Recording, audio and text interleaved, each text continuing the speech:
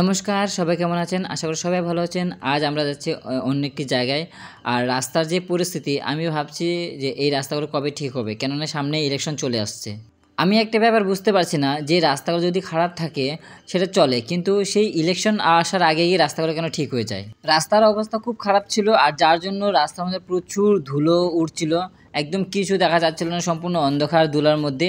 আমাদের গন্তব্য পৌঁছানোর আগেই বৃষ্টি শুরু হয়ে গেল। সেটা সেই বৃষ্টি নয়, শিলাবৃষ্টি হয়ে গেল। যেমন বৃষ্টি তেমনই স্রোত, আর স্রোতের ধারা এমন বইছে যে সামনে কেউ দাঁড়ালে তাকেও সরিয়ে দেবে সেই জায়গা থেকে। অনেক ধার হয়েছে বা অনেক স্রোত বইছে।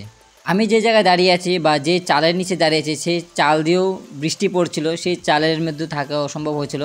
স্রোত আর শিলাবৃষ্টির জন্য সেই অটোটা দাঁড়িয়ে পড়লো। আপনারা যদি সেই দূরে নোটিস করেন, সেই দূরের রাস্তায় দেখতে পাবেন সেখান থেকে কী স্রোত বইছে, কত ধারে স্রোত বইছে। এখন যেহেতু বর্ষার সিজন, তো বৃষ্টি বাতাস তো একসাথেই বইবে, আর যেদিকে বইবে সেদিকে সব তছনছ করে দেবে। শিলাবৃষ্টির জন্য সেই বাইকটাকে সরাতে হয়েছিল সেই স্থান থেকে। কেননা যে ধরনের বৃষ্টি দিচ্ছে, বাইকের যে সামনের গ্লাসগুলো আছে সেগুলো ভেঙে যাবে। কেননা শিলাবৃষ্টির জোরটা প্রচুর এখানে। যদি একটু দূরে নোটিস করেন, সেই ট্রাভেলারটাও দাঁড়িয়েছে শুধু সেই শিলাবৃষ্টির জন্য।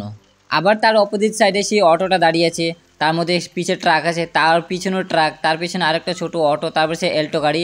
মানে এখন শিলাবৃষ্টির জন্য অনেক গাড়ি দাঁড়িয়ে আছে। প্লাস যাই হোক, দেখা যাক এখন আমাদের সেই গন্তব্যস্থানে যেতে পারি কি না, কেননা যে বৃষ্টি বইছে। তাহলে ভিডিওটা এখানেই শেষ করলাম, দেখা যাক কি হয় আমাদের।